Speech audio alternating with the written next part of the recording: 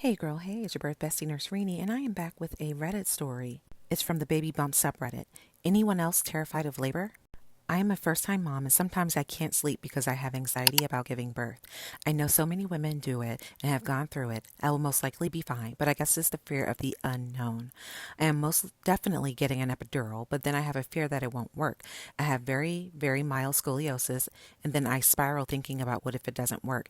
Everyone says I will be fine, but I don't know. I was looking for reassurance and to know I'm not alone. This is an interesting post because I often say that birth trauma comes from not expecting something to happen that actually happens. And a lot of that happens in childbirth because a lot of women are not prepared. This isn't to pass judgment, but it would be really, really helpful if this person and most moms took a childbirth education course.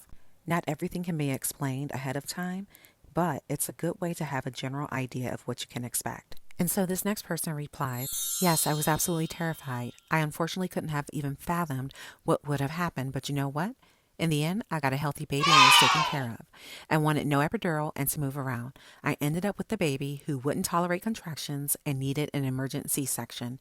I called my dad like it was the last time I would ever speak to him. The reality is that medicine is so advanced and you need to communicate clearly with your team or have someone there who can do that for you. It's so scary and you're going to be scared until you do it. But the most assuring piece of advice I got during the whole ordeal before being wheeled off to the OR came from my surgeon, who said, do I look scared? Do I look nervous or worried? I know exactly how to take care of you and make sure you're safe. Take that advice. You're going to do great no matter what happens.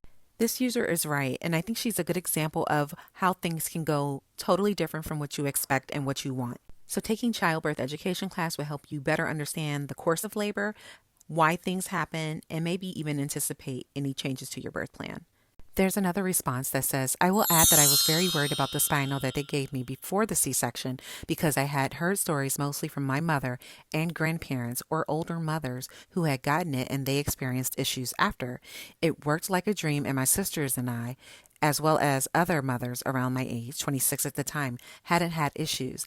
Like I said in my original comment, medicine continues to improve and you are in wonderful hands who truly care about you and your baby.